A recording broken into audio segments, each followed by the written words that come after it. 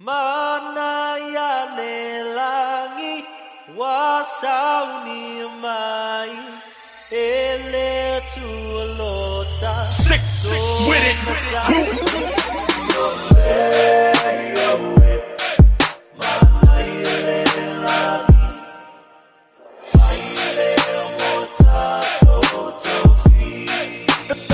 Please on the track, nigga.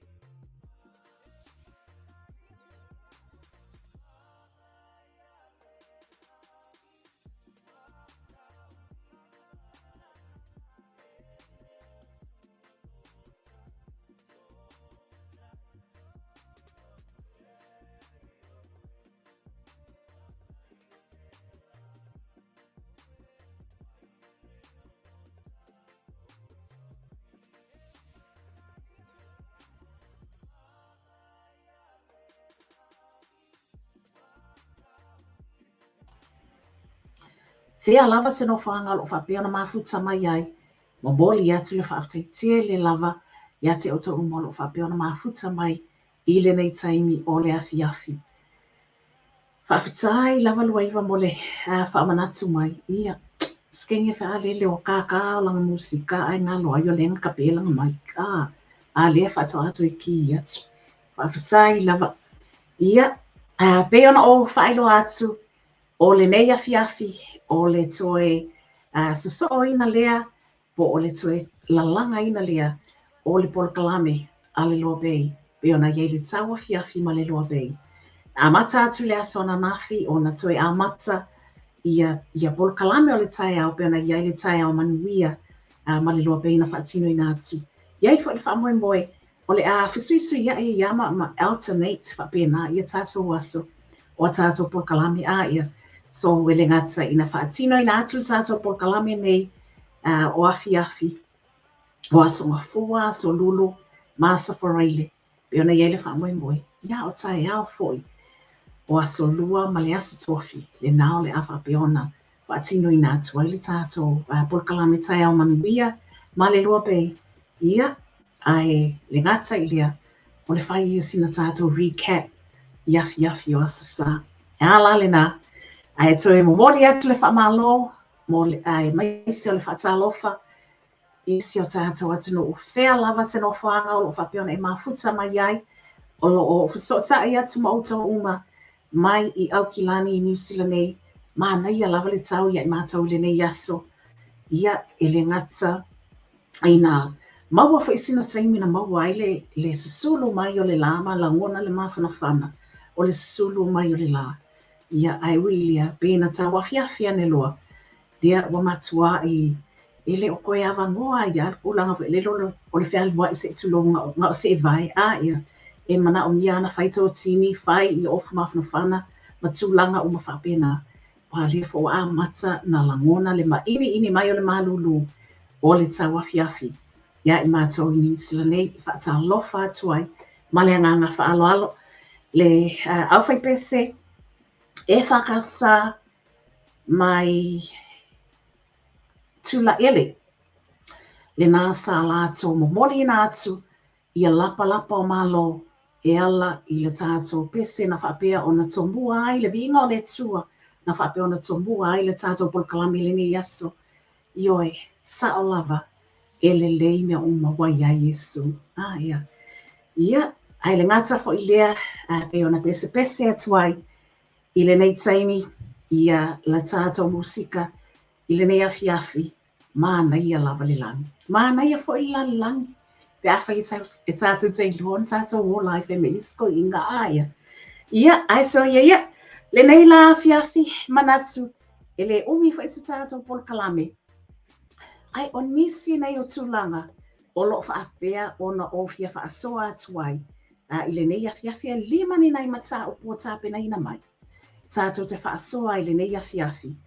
Ai, mo le taimi nei, lea o se e atu, tātou ate e mai a sim tātou musika lea mai le tamaitai o Christina Sipaia. Stasi lea o whēna o tātou polokalame.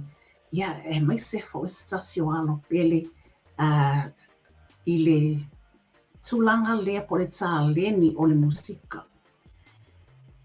O le tamaitai le nei po le whatua ia Christina Sipaia. Wa atua nei le se fulu tausanga o follow lava i ana musika. E misi ai foi i le industry lava la to ia tau musika. Pe e whaale to ateli ni tātou female artists, female musicians e mai tau wina. Ia ai usi mai al whaafonga. Lea le atu wā atu i le pespesenga le nei whaasa o nei fo i au a au le nei tai ia. Ia, ona tātou atu loa lia. Se au mai le tātou ma tā mua tātou ma tā upo e lima lea wa tā pena mai. Tātou te whaasoa iai i le nei afiafi whaaftai DJ Flair. Lea le atu o e le sipito lea. Se e mai la Christina Sipaia. Ia i lana musika lea. Whaasa o mai o au i le nei taimi.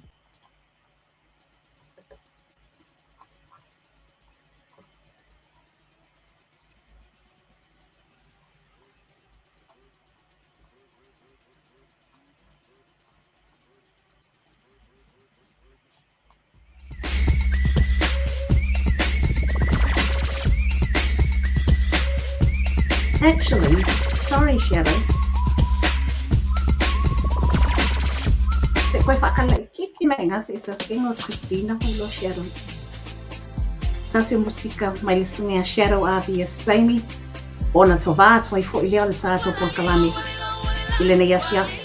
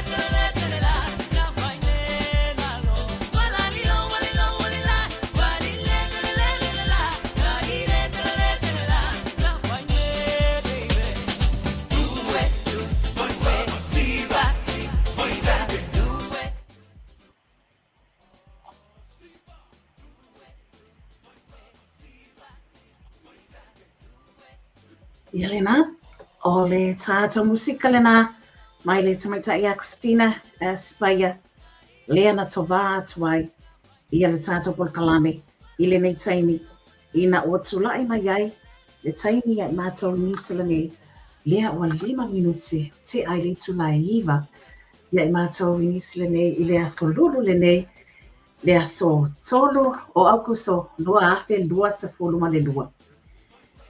O le tātou mata mua leo le a tātou whaasoa i le nei afiafi. Pele ia ngā I lava ia I mātou I New Zealand nei.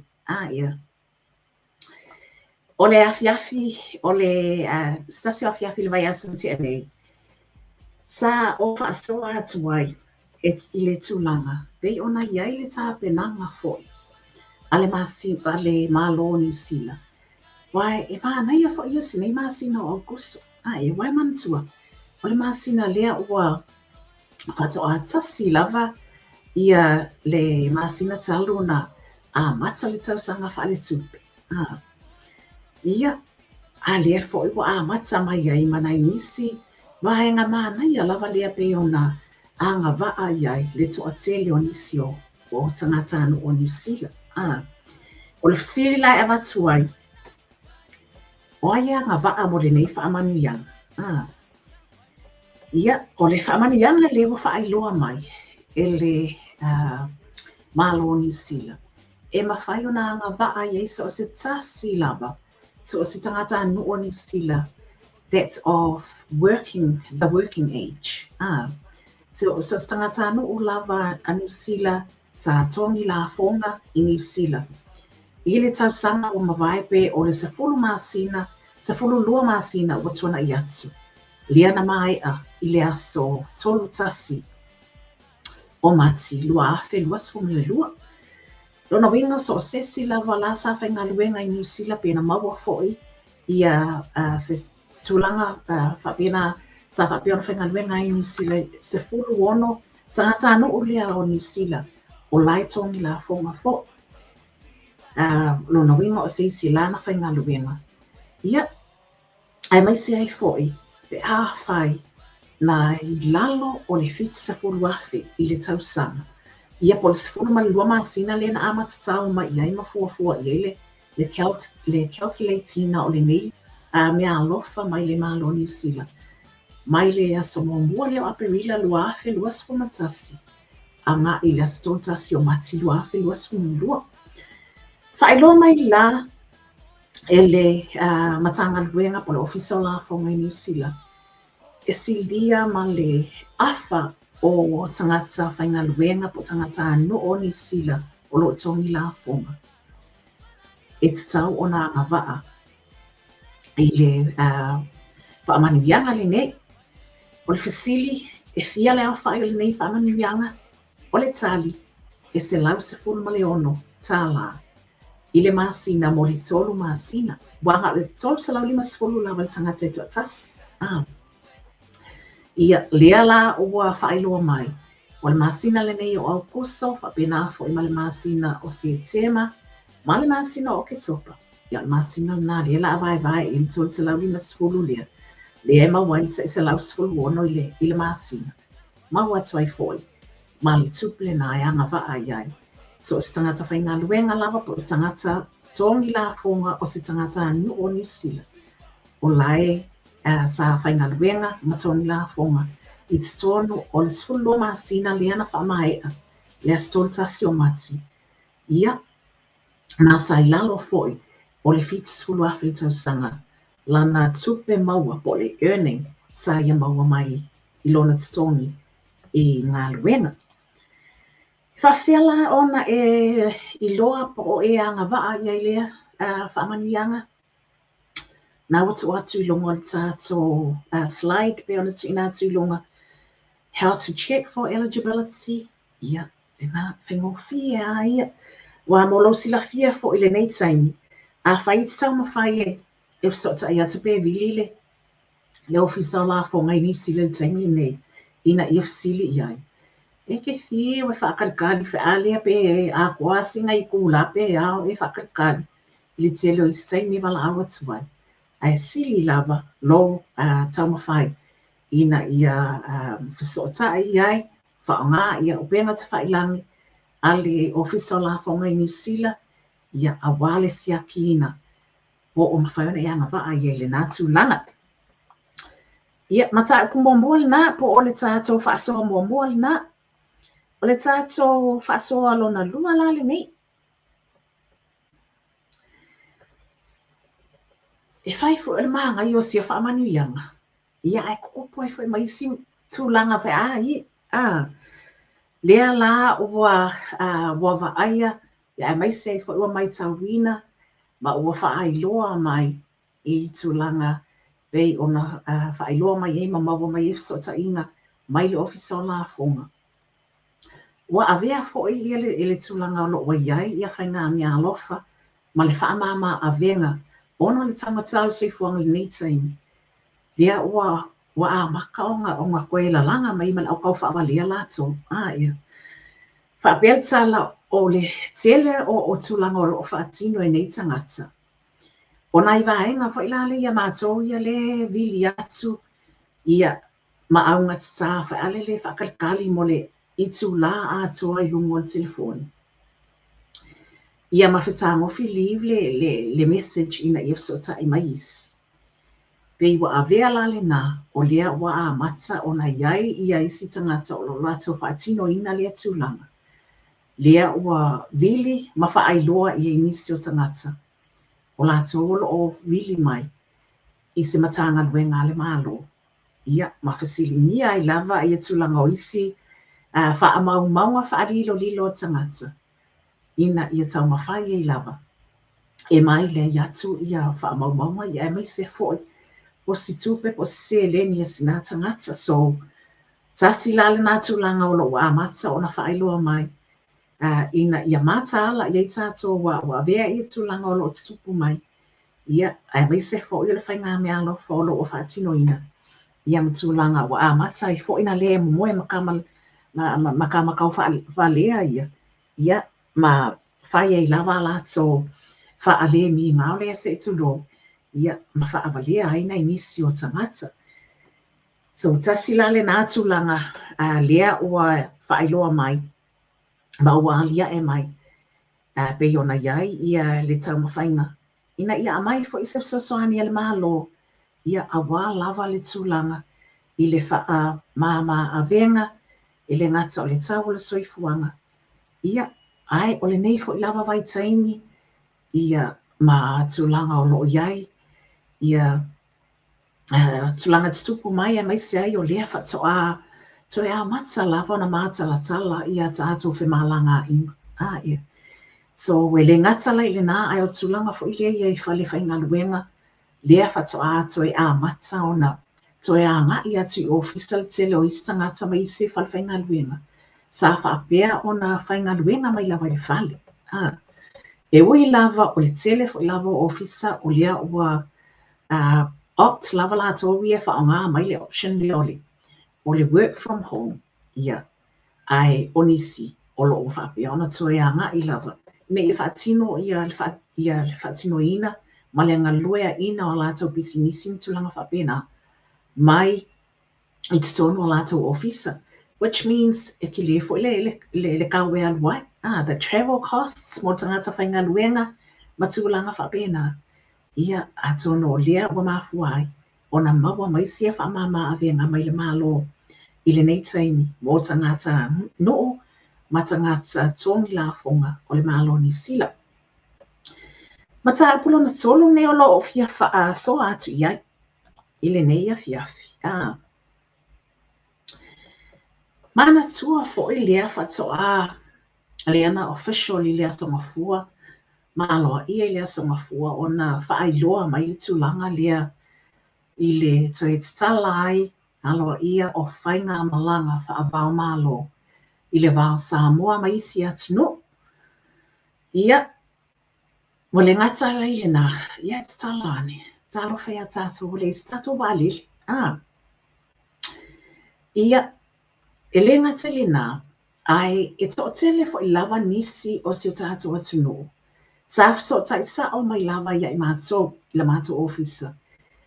Ma whaafesili, po o mātou loa si tūlanga e mawhai o na so ane atua ia lātou. Ina ia toe maua mai refund so lātou bookings ia leana to tongi a lātou tickets.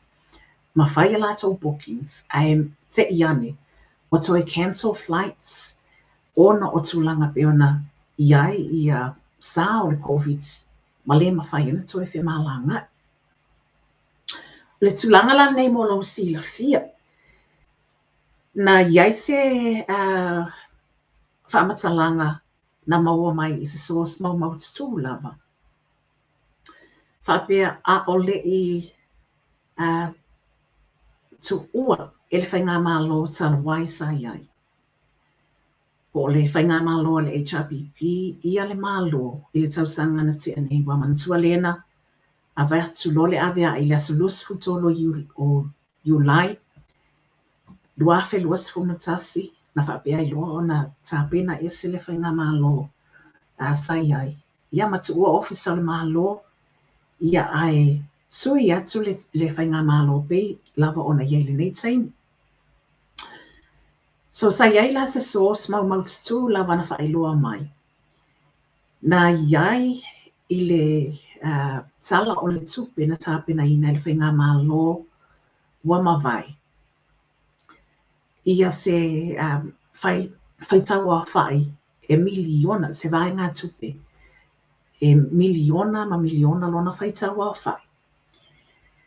Sa whapeona whaamatu o ese le whainga malo o tona i atu. Ina ia mawhai o na kawai ia refunds o tickets. Ia po o tupe a tangata lea sa tutongi ai o lātou pāsesi le Samoa Airways. A o lei tuua a o le i o le taimi liana toi cancel atu ai flights ma close air borders. Ma le mawhai ona whaatino i nai whi malanga inga whaavao malo pe ona iai. Mo lo sila fia la, lea ua mawhai ma ua tāpena atu fo ili tātou ofisa ma le tātou au nanga a le LOABAY. Ma olo iai le mātou Facebook Messenger ale tātou au nanga nei lungo le tū lauri nei. Ma whai tele lava ona e message mai iai ma e whaailoa mai i atulanga. Pe a whai olo o a whia ai lau sunga i le atulanga. O le fasili o le tali sa mātou tu ina atu ina inisi o si tātou atu nuu. Sa whaapea ona sota i mai ma wha fasili mai po o mātou lo si tali o lea fasili. Ai po o ai fo i tauna lātou whaaf so ta i ele nei taimi o na ele maua mai se talia i lātou.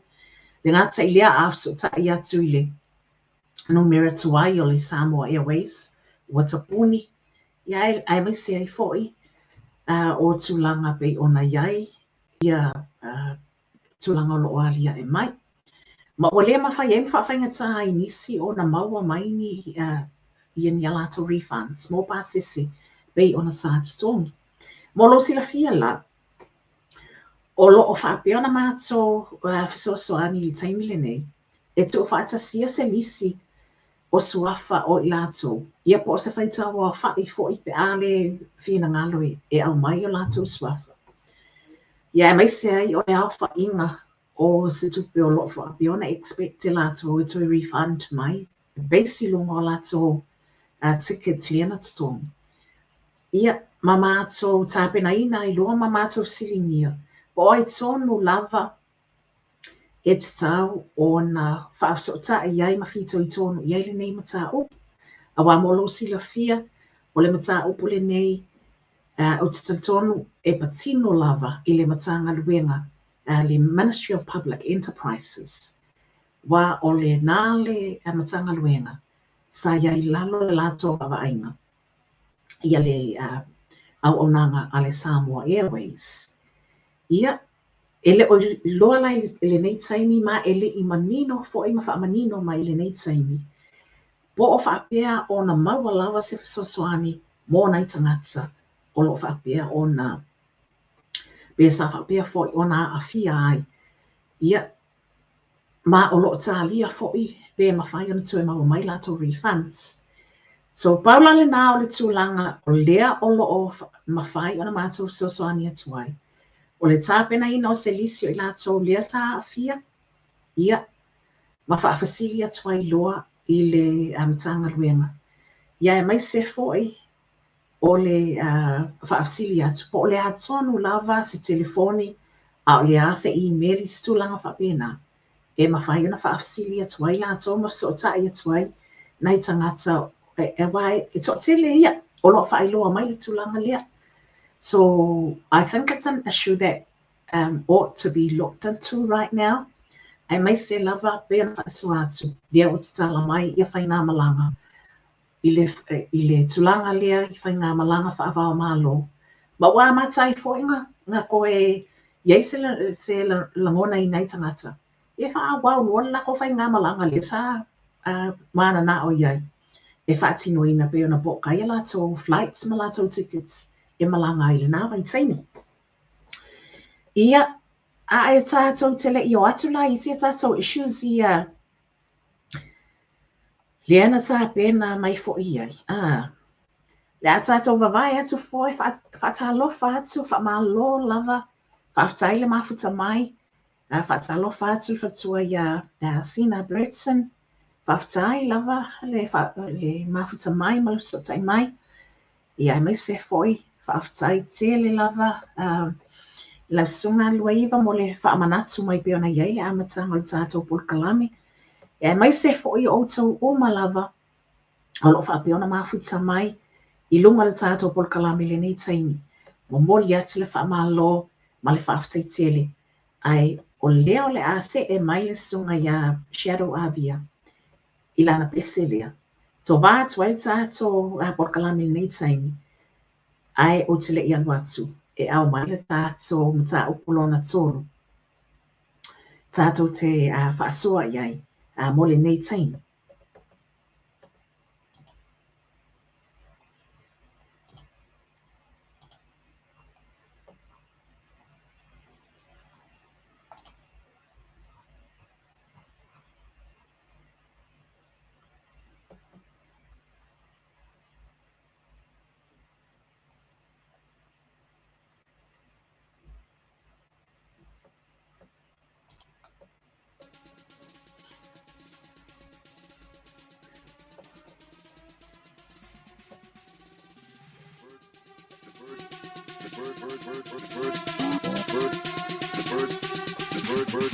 Bird machine. Check.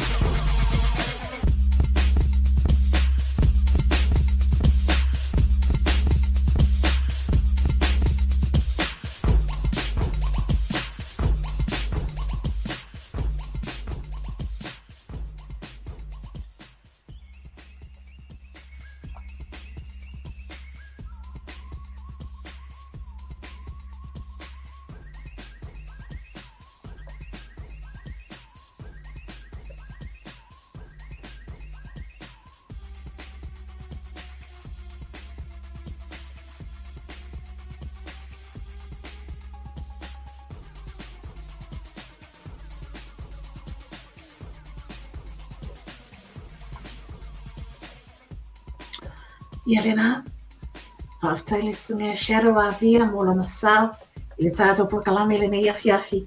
Lea watula e mai le taimi e mātou I New Zealand nei. Lua sa fun malavalu minute, te aili tu la e iwa. I le kalena ma le taimi, ia I mātou I New Zealand nei, I le afiafi le nei o le Aso Lulu. Le aso tolu o au pusolua afe lua sa fun malelua. Ma lo lava, whaaftai lava le mafuta mai. Ma lo fo I le soifo mania, ma lo le soifo lau le leisi o tātou atunu. Ia lava se no whaanga lo whapea nei mafuta mai ai. Ma e maua mai ai le tātou pol kalame le nei. TAUAFIAFI ma le LOABAY. Whatalofa atu ma le ngana whaaloalo. Ia, mo lo si la fia la, I le nei vaenga. O le tātou pol kalame. Ia, whaaftai lava shadow. E pia sao e shadow pia kawanga whaalusi whaale lim whaasiva. E mi se ama ko I le peo ama kan kau mafufa ali. Ia. Kawanga nga whai a singa whaalusi mwhai siva I kanyo.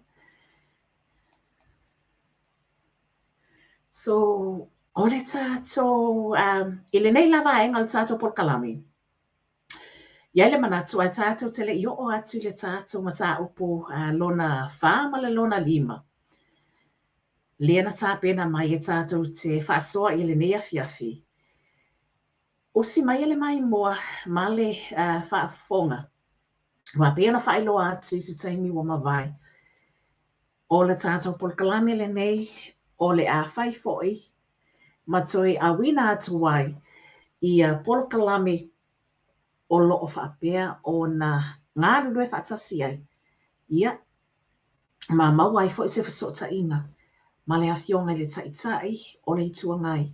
Sunga ia doctor, sunga ia tuila epa, doctor sa ilele, ma liele na oi. O le updates la le nei, ia po le whaatala noanga le nei. O se oto tonga o le whaatala noanga, ma le awhionga le taitai, bei o na iai. I le aso ananafi, le aso lua lea o kusolua afe lua se fulu ma le lua. Ia, usi mai lau mai mo whaafonga. O le toi au inatu lea o se oto tonga o le nā whaatala noanga pia na whaatino ina I le aso ananafi. Fufuanga lea se fufuanga lenga wakot mai ka yafe.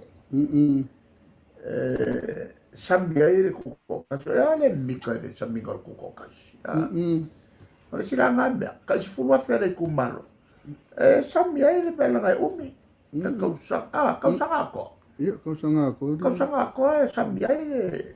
Dengus. Ka loko kikilo ngasi lo makua la pisia I le loko le ya ko. Le ka ngai fu.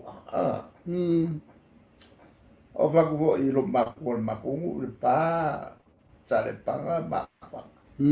Se fainga ka ko. O foi vai li po le ke ngo malai. O le ese ka ko. Ka ko uia. A fanga mal pa ma a fo o yo ese o le pa.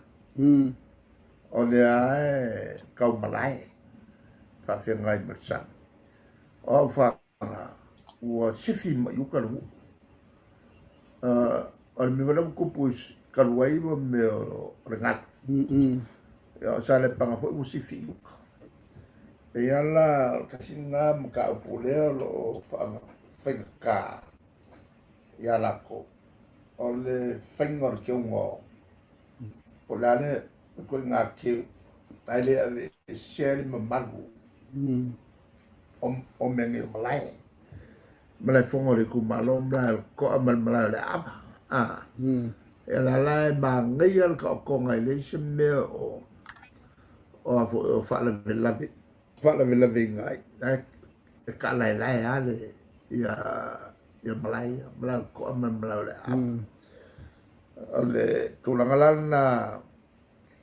ele sabinga o causa ako a foi sami como ele me sabia ya mo conosco que sua com malo pulale pe pulale me la ko fai e ka singa i ko nga fai ma fa so ena ko ke lo ka ko o le o ma kwa safa ele tulanga le o le alu ngol ka o me ai le si me a fai fo i e fai se ma fa ma nga mo pisi si ka ka lo ke me se le la fai le si va nga o nga le ko la le me fai fa es a fai lo fa es le cosa o fai me fa peko a le kulanga ia ka o fai e ka lo nga foi kukusa kan ka il mele o fo yo la foca ia pol sao ka kala lo ul ko fai nga me ul ko fai nga me la lo kupe mo mai e lo ko ala kumba a fai il mele ka u so fo o ngai fai a fo ia dos furu lua lenga kong ia la kopeo ngai fai a unga len kong ia la kula fo ko fa ola ai fa pena bo i kampangi business fa ola no ngoi au kong ia la fo mankiuke le feselila la va preferar fa couper malo la fo ir si o wala fo ka singa me a ver ka sanga e o kampangi fo i fai pa e so ni mai lo fa couper mal ma couper la me ngai va ya ku ngai ku ke lo ngon ma ku fenga malo ya put your money where your mouth is ya mai long couper fucking wai ya ka komea ai awang ko kong ni la fo dia we makanga le kong la fo ochi ai le kong la fo al mena le saule mo lo malo ana va pe fengela va pe o alors que va ku nga fai lo me poa ma lo ke fo ai lo ku ngela e ma ku lo ka li confit il va ma ya la vele va nga le wa la vele fa manga ya fa pelo la e o ve ma wa la e wa ku ni lo ka vale la di nga fa wa mai la ka va kiok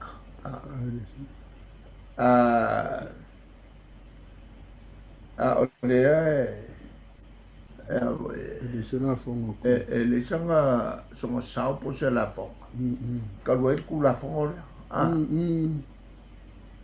ya e ke fa lo kwa lo fo le o kala le fai ai le e ke fa lo kwa li mo mai o ma mau ia o ma mau i fo la o le ma yo ngai mo le sono sao il malo ma mau la wala o ma kongi ki o ka lo ka va le mal mafa yo melanga ya vo e la ki ke le lo o le mulunga o le mulu ta alo la e kulanga nga on menga o kupu pe a fai ele fa la ko sia o le mele kasia kula funga fi ka ko awon ko ngi la funga ku ia mo me o fa pisis fa ola ma ku pe fa au o i la e fai lo le fai nga vo le lo kele ya le o fa fo fai le ulia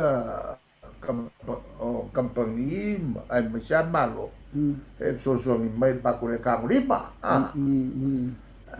va faire il faut non belle ya o qualche malosa fai la coisa o sui fa vai e se ma ko fa vai ma tu fa vai Se ve O la. le fa file mu umaka ka. Ma dia. Ai la fo mai ya ke o ko. Mm. Se vai o la o ko. Ma ku fa ka ma o ko ma ku mai ai wala fa ai ma ku ko. Kas. Ya kasi la nga wala vai ke ro ni mo me. O le kulanga o foi mai kampangi ngai ka me o mai la kafi things le porque me foi na faga que mins ba com mins kaka o ngai va venga i lo que leo ma voi o lo le que leo la faca ule mai o i lo faca o feca sa pe o que le nga tips nga record i la lo que fil faca yang como voile se mal il que leo la fonga a foi la o le que ia la foi pis e fese mal ngame o tips a fai ale que mga e a foi fa maria kak e o vera la fonga la fonga la sala e foi ngame fese mal ngame kuia nga la fonga le sala fikalia le inkia ia wa ese ole si e ke al sa o ile la ya ole si ke al sa pa ke le fai lo kofsio le mena nga ko kilo pe ia pe le ole mena nga e kaung fai ole fai lo kofsio e fa manga loi Lang sa. e se le la fonga e fa la fonga le sa e ma eu voi le que leo o ka o fa manga ko si ale si la o kule mai lima se la wa fe le ku ya fa fa wi ko sumo ku le pe ku bu mai fa la po to ya e fa o fian ko fa fo man ko e va ma la malo ya la o la ko ya la ve uma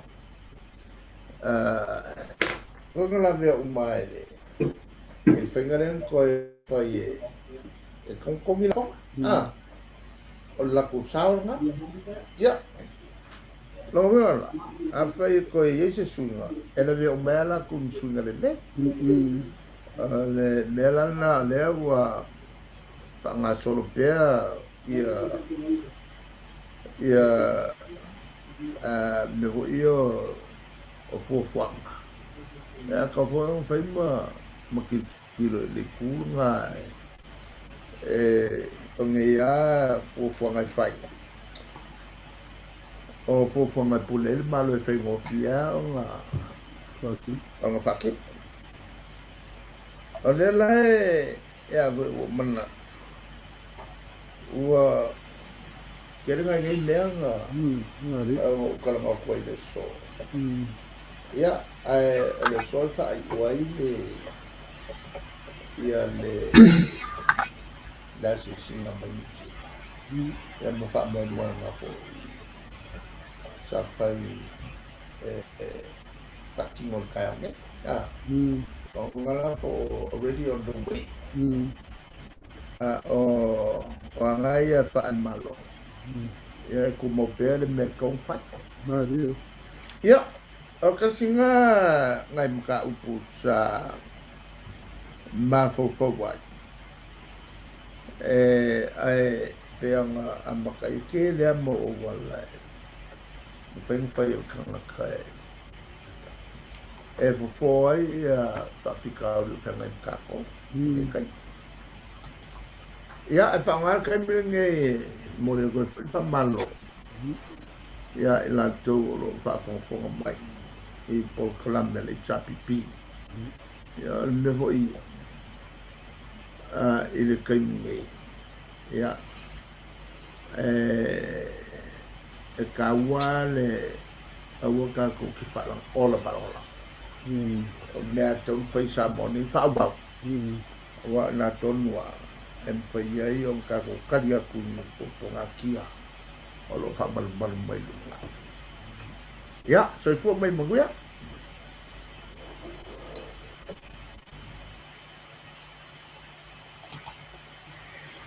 Ia, lena, o tonga lena, o le whaatalanoanga, ia, o le live update, mai bitisa, bei on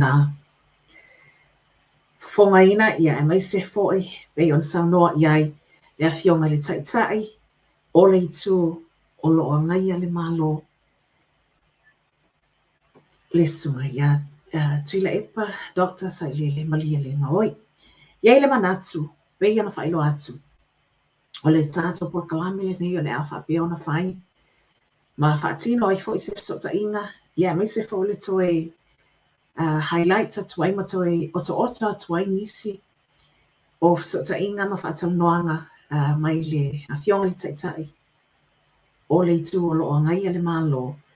Ia, awa lava nisi o mata upo o loo whapea ona tele. Ina mana o mia ona whaasoa i eisi o tātou atunu ua mai se fo o loo fasili ni ai ia se fina ngalo o le awhionga le taitai o le itu o ngai. Ia, molo sila fia fo i la, le ngata ina mawhai ona e maua o tonga o whaatala noanga nei lunga o tātou kalelea wa whai ma awi nātu. Ia ai o aso lua whapea nā fo i māsa tofi. O lo whapea na awi na sao mai i lava, ia po live mai i fo ia le tātou por kalami le nei i lunga o le official page le HRPP. Ia moro sila fia mai se foi ma whai ona e tau maua ia le tonga o nei whaatala noanga i lunga o le channel, po le YouTube channel a le LOABAY pe ona whaasoa mai ia le tātou o tonga le nā i le nei afiafi. Ia, ai tautonu o le tātou mata upo lona wha iai ia le tātou whaasoa le nei afiafi.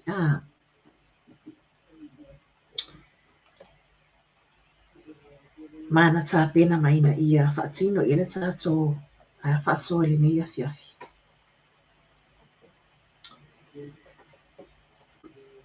Wa tāu ngata le soifuanga. Ia, mai tautonu. Tele lava ia si o tātou atunu o loo mai tauina, o loo whaari langona ma whaasoa manatu pia i nei tūlanga pia ona iai i lunga o pena tawhailangi. Ia, ma whaari manatu ai i le tūlanga o loo wa iai ia le alualu pia i lunga o le tau o le soifuanga i nei vai tau o loo o tātou iai. Ia, tua ia la New Zealand Australia wa pe o lea pe na amata i tātou whaasoa le nei afiafi. Ia am ia fo i New Zealand Australia o lea e mawhai ona maua mai na i sosoani le malo. Ia. Ia, o se toi backtrack la vaile i le afo i nei saunoanga a le awhionga taitai o le tuangai pe ona tātou mai moa ma mata i fo i le Kilipintu ina atu. Tasi o la fonga lea sa whaapea ona pa ai le saunoanga a le whionga taitai li tuangai. O le la fonga lea le oa taua o le TIMS, Tax Invoicing Monitoring System. Ia, o le tasi le nao tūlanga lea sa whaapea ona whaailoa fo i maa ngia lava i tūlanga ina ua a mata ona whaailoa i tūlanga fo ia o tūlanga i mawhai, tūlanga whaapisi nisi ma tūlanga tau la fonga. I mawhai ona whaamama a venga i le malo bei ona olo o tūla i mai nei. Ia, ina ia whaapea ona lato whaamama a venga i mō tangata whaipisi nisi wai bei o le la fonga lea patino tonu lava. Ma te lelo na a whaina ai o tangata whaipisinisi, po le au whaipisinisi Samoa. O maea ona vaevaeina ma categorize I categories po o vaenga e wha ia tulanga o whaipisinisi la iti. Small to medium enterprises to large corporates. Ia sa mori tulanga I le whaatinoina ma le vaevaeina. O le tax lea, o le category 1 life apeltala. Ina I tāpenanga fo I sa whaatinoina. O pisinisi o malawa I Samoa, lea maua le lato revenue po le income. E silinga atu ma le miliona I le tausanga le lato income o lo o maua. Pisinisi nā lea awhia, o le aawhia I lalo le category 1. Ia ai o pisinisi e lalo le lato revenue e maua le tausanga, o le income e maua le tausanga, I lalo o le tasi le miliona. Tā la Samoa le tausanga. Na e lavia ai le category 2. Interesting to note, Bela wal vayaso nei wal vayaso elente nei. Quite recently, I lungole o le tūlau o le Ministry of Customs and Revenue. Nā olo o iai se whaasisilanga mai le matanga luenga o la fonga matupe maua e mai se foi o le Office of Duty. Ina ia whaapea o na whaatino lota apenanga I te taona whai. A le awhai pisinisi uma. O loo iai, o loo la vea I lungo le category 1, wa o maea, I le tausanga lua afe, se fono ma le valu, a o le I a awhia I Samoa, sorry, se I toi backtrack atu lava, le tausanga lua afe lua se fulu, a o le I a awhia I Samoa, I lockdown o le COVID. E mai se o le tausanga, yeah, I'm pretty sure it was 2020. O le tausanga nasa a mata I ora whaatinoina workshops. Sa whaapea ona whaatinoina ai ia tulanga whaalawi loa. E mai se whaore whaamahalama o le tax invoice monitoring system lea. Mo le awhaipisinisi Samoa. Why I'm bringing this up is because it does impact a lot I nei tātou tangata whaipisinisi Samoa. Tua ia le au vaenga fo ile o le wa au sia le milionga. O la tupe maua mai pisinisi matulanga o mawhapena. Ia ai pehio I mātou lea matatou lea o lo o kolo maalia mai ai lalo matau a mata mai tūlanga I le whaatinoina o nai pisinisi manai tau mawhai nei Samoa. Bei o le vaenga na lea sa lilifa lava ma Be e tau maua se fianga ma le whaamama avenga. Ina ua whaailoa mai le mālo o tūlai mai nei. O le awha apeona ave ese le tax le na. Ia e beita I ane. Lea ua mai tauina. Be ona whaailoa atu le vai aso o tuana I atu e po le vai aso nei. Na ua toa iai ia whaasisilanga na I lunga. O le tūlau an matanga luenga. O tupe maua ia e mai se foi. O le Office of Duty. Ina ia whapeona whaatapena loa ia pisinisi o loo la vea I le category 1. A wā ia tūlanga mo le whaamaluina e mai se foi o le whaatinoina o li poti. Ia ma le system o loo whaongaina. Ina ia whai ma li poti atuai ia ne tūlanga uma. Ma whaamautinoa o loo whaongaina ma tūlanga whapena. So, o le fasilina, ai se a fo I la ua toi fo I aina ia whaatino ma toi whaonga lava lia tax a lia system a lia na a mai nei se a vea o le a whaapeona a ve esili nei atu lia tu inga la fonga a ia. Ia I mai se fo I the impression was sort of given to business owners and entrepreneurs in Samoa. Le a whapeona a ve esili li tax lea ia po o le system fo I lea. Pe atu lai mai le whainga mālolo o tu lai mai nei. Ia e mai tau atu. Lea lava o whaatino le nā tūlanga. O lo o whaawau pia o na whaatino le nā tūlanga. Ina ia whaatapena ma whaamaluina, ma whaongaina. Ia ai mai se o se tūlanga o lo whaapea o na te le lo nā awhiai. O nai o tātou tangata whaipisinisi Samoa. Ia Ina ne I tele la sa utala no atu na ishu ai o na tanwai pe o na pa I ai li sa noanga ala te mo tai tai ri tu mai. Le na o lo o salo mai ai I le whainga ma lo lo o ai nei. Angi e foi pe a fai loa ai. Ave e sa o loa le ngā system. A wai te le fo ia o le tupe. E to e alwa ia nei tangata fai pisimisi. Ia a o lea ua kele lava le tūlanga wā a fia ai tātou I tau o loa, ma si I tanga o tau o loa o loa wai ai nei. Pei la o leisi lea o loa, ia po le a o nanga fo I o loa o wa mai tau wina, tele I la tō o loa whaapea o na whaasoa iai mwhaali la ngona whaali fina ngalo iai. Le tūlanga lea I le tau o le swau, ia po le tau foi o le pensini o loa wai ai nei. Pei o lena iai le tūlanga lena whaasoa mai iai le la, mai aso o tua nai. Ma na whaapea o le a mata whaamaluina mai le aso mua o puso. Ia po le aso ngafua lea o tua nai atu nei. Ia le sitanga lea o le tau o le pensini I sa mua. Ia, o se manatu lana tu inatu. O tala fia ngai lea sitanga. E mua I ono o matua I lava le tau, e mese lava le tau o le oloa lea I so o se atu no. Ia, ai ata tau fua atu I le whāta lama o na tupo o se I le tau o le pensini le lita. Lewa iei nei Samoa. Pe ata tau fua atu I le tongi pito I mawalalo le pe ona iai. Pe ama le tauta la 5 le minimum rates. O le minimum wage lele o iai I le itula I Samoa. Ia. O se whaamama a venga le nā pele ai. Ia, tali ni lava. Ia, ai wa mafona ona avatu nei mata upo. Ona it's tono fo I o New Zealand matunu I fafo. O lo wa aia fo I le whaali langona o tangata. I le tau o le pensini o lo wasi iai. Lea lawa wa whaatala noa ina ai. Ma wa tele na whaonga ina ai fo I le whaonga o le tulanga lea I taa vale e alu le elitisi. Ia.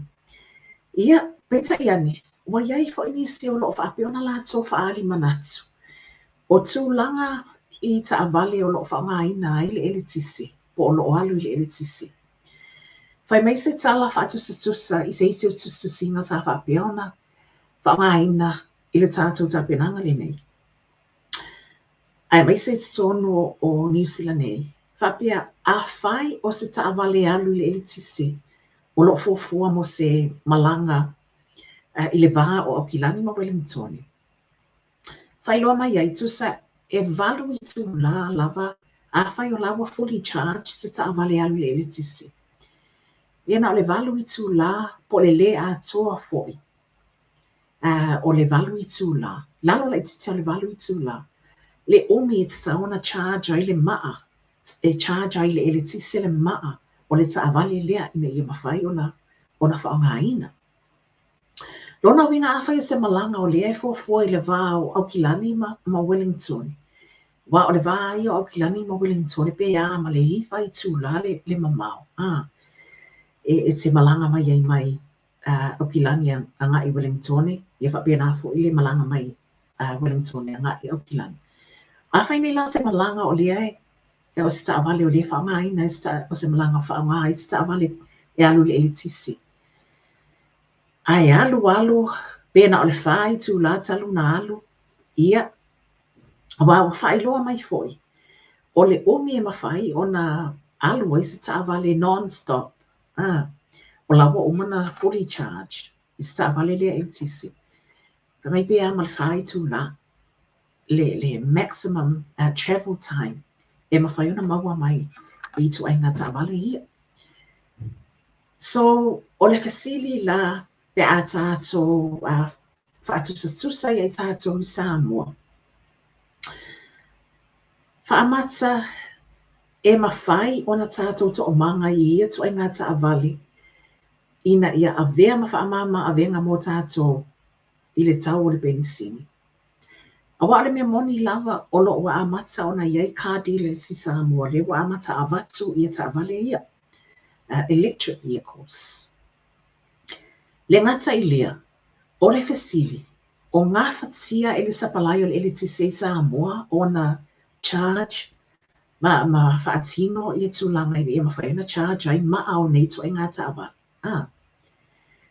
Lea o lo mai tawina o le tele la o taimi o lo whaima ma pe I le tisi. O lo whaima mo tusia le tisi. Po fa la sama fua lea na mo tusia le tisi tu sai le mai tawatu tele lava I no foanga ma vaenga o polo. Lea sa afia ai I le mo tusia I le tisi pe a male. I tu la po stemi fa fo se I fa pena. Lea na mo tu fa fo se ele tisi po le sama fua. So le fasili. Fa mate ma fai ona to manga tato. I le nei vai tau o le alo I longa le tau o le penisini. I le tuainga ta avale lea. Mo se sosoani le tali o le fasili lea. Se aso le nei vai aso. O le a whaapea o na so tae mai ai.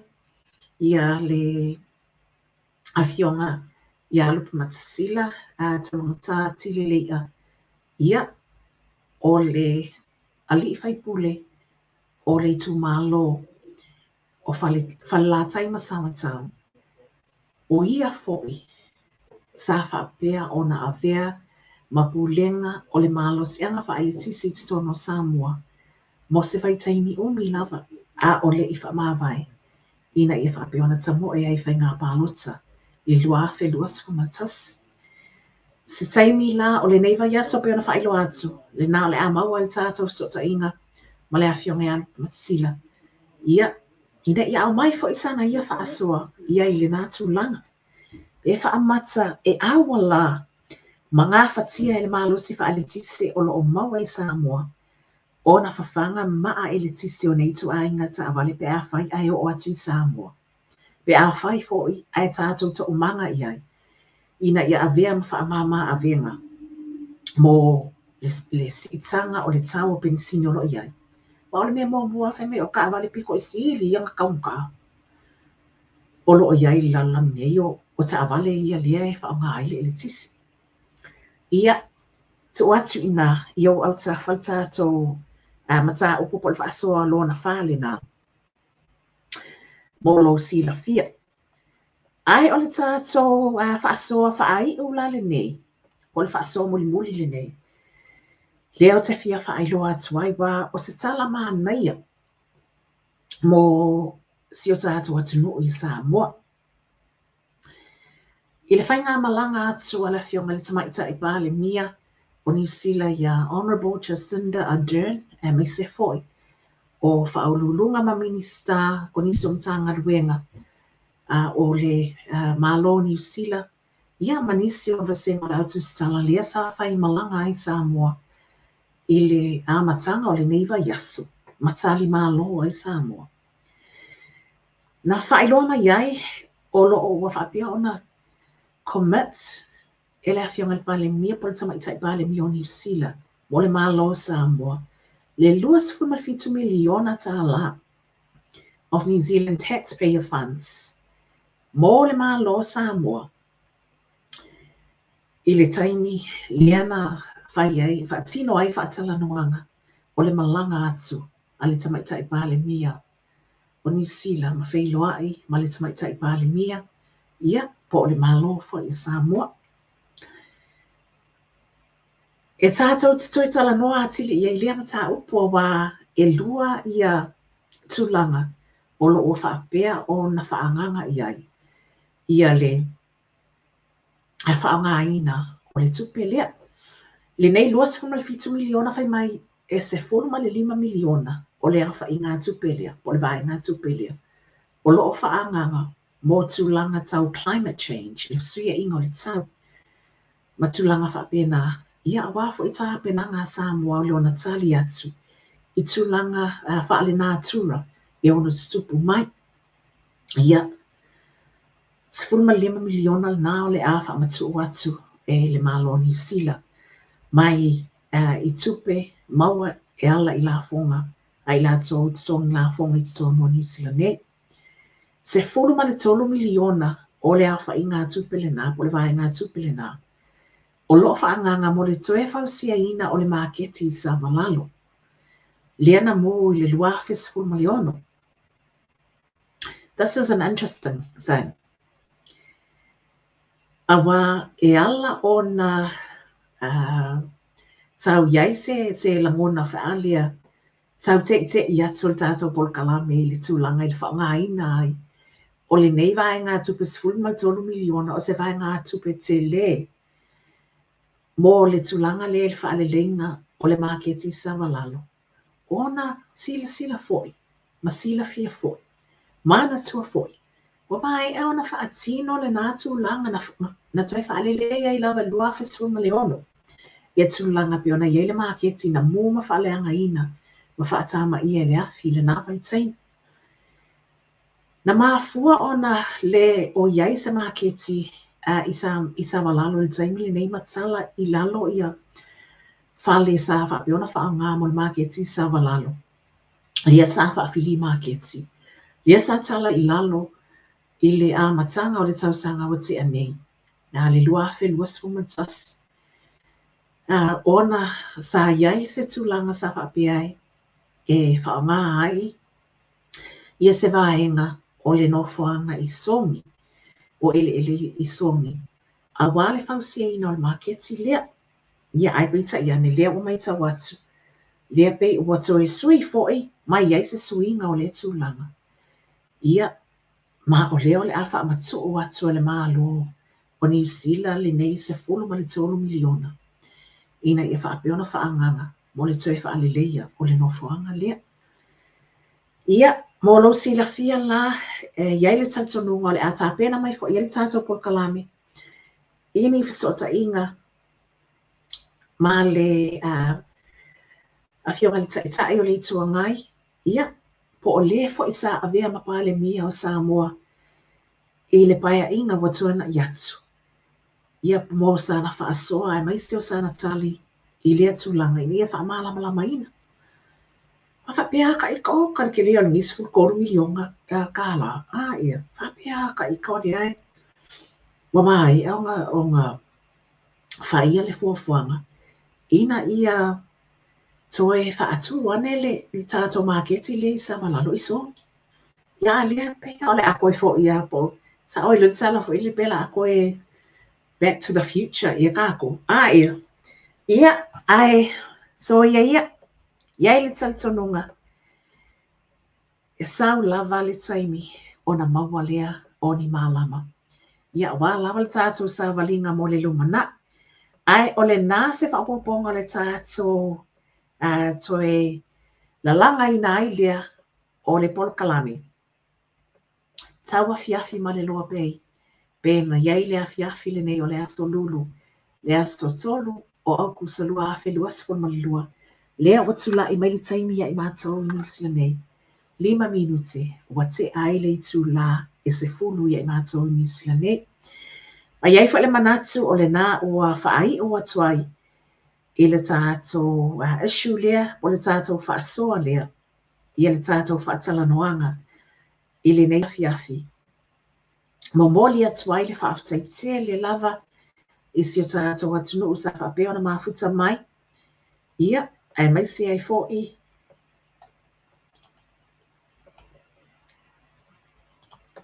Ho i lātou o ma le nā sa whapea o na comments mai ma whaamaloa mai i le tātou polkalame i le nei afiafi. Whaaftaite le lava mo le whaavanoina o lo taimi. Ina ia e sota i mai ai. Ia, ma tātou mafuta fo'i i le tue tau amataina le nei o le polkalame. TAUAFIAFI ma le LOABAY. Manu ia te le lava malo longa o le nei afiafi o le afiangai i misi tātou atunuu. Ia whapea fo'i o na malu awe i whale i soufina ngalo. Ia se upu e le i tau tamali i lau whaafonga ma lau sila. Ia o whaatino ai le tātou polkalame le nei afiafi. Ia le talitonunga. Ua whapea o na au mai e le atua le nei lao. Ina i whapea na tātou whewhaasoa i ai. Ia ai mo le nei taimi whaafetai, whaafetaitia le lava, le whasota i mai. manuia fo'i ia whaatapenanga mo le whaiunga le nei vai asa mai se whai o ngā luenga whaiva matiu tauwhianga iai ia whapea ona manuia whaasausama o le nei afiafi. So whaasoifoina hana sila wa anai mai le tauafiafi ma le LOABAY. So whaasoifua. Whai ua tu tātou po kalami le nei afiafi i le bese le nei. Lota nuu ia bei ona tāpena ina mai le tātou po kalami. Ia awa lava lau whaafonga anga po lau mai moa sila. Ma lau mai moa whaafonga le nei afiafi whaaftai le mawhata mai.